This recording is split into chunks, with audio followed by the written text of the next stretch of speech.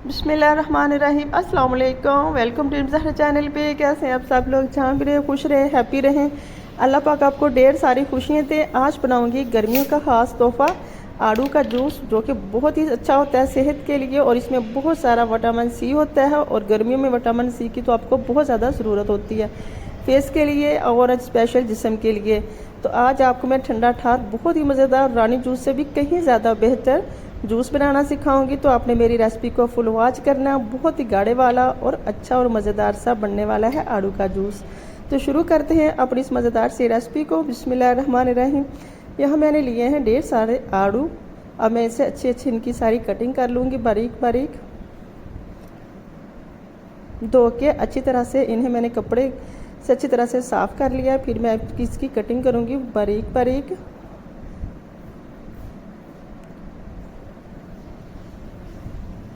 झटपट तैयार हो जाता है और दुकान के जूस से कहीं ज़्यादा बेहतर घर का फ्रेश जूस होता है। जूस कह सकते हैं इसे आप, या शरबत कह सकते हैं आप। इसे महफूज भी कर सकते हैं और इसे बाद में भी 2 दिन तक इसे आप इस्तेमाल कर सकते हैं, 2 से 3 दिन तक। तो मैं इसकी तमाम को रफली सा अच्छा काट लेती हूँ। इनकी मैं अच्छी सी कटिंग कर ली है। अब मुझे चाहिए एक देगची, उसमें मैं शामिल कर लूँगी जितनी भी कटिंग किया हुआ फ्रूट्स है। इसमें आड़ू के सारे पीसेस शामिल कर लेती हूँ और इसमें शामिल कर देती हूँ 1 कप चीनी का। 1.5 कप इसमें मैंने चीनी का शामिल किया। आप अपने टेस्ट के हिसाब से इसमें शामिल कर सकते हैं, कम या ज़्यादा। और छोटे 2 गिलास इसमें शामिल कर दिए पानी के और इसके ऊपर ढक्कन लगा दूँगी। इसे 10 से 15 मिनट के लिए मैं ढक्कन के साथ ही पकने दूँगी। तो 10 से 15 मिनट के बाद मैंने ढक्कन उठा के देखा तो पानी इसका काफ़ी सारा खुश्क भी हो चुका है। चीनी ने जो पानी अपना छोड़ा होता है वो भी काफ़ी सारा खुश्क हो चुका है और जो बीच से आड़ू अच्छी तरह से नरम पड़ चुके हैं।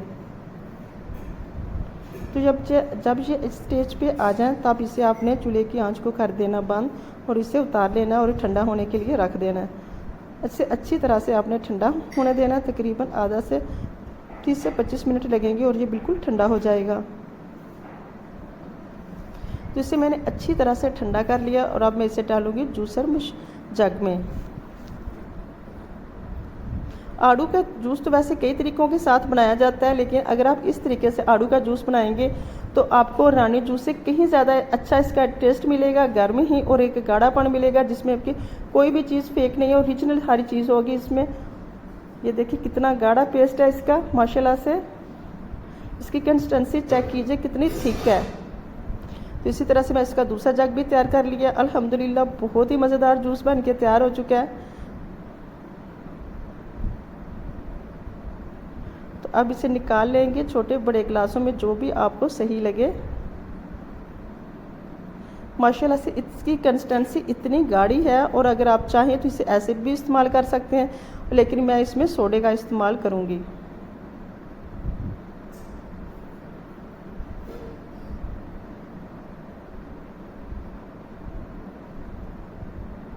तो ये देखें लजीज सा मज़ेदार ठंडा ठार आड़ू का जूस बन के तैयार हो चुका है। यकीन जाने इतना मज़े का है, इतना मज़े का है कि आप तो मेरी रेसिपी को देखने के बाद ज़रूर बनाएंगे इस और फिर मुझे देंगे फीडबैक। ऊपर मैंने इसके ऊपर थोड़े से बारीक बचे हुए मैंने आड़ू के अच्छे से कटिंग करके बारीक बारीक ऊपर शामिल कर दिया है। ये बिल्कुल रानी जूस की तरह तैयार हुआ है।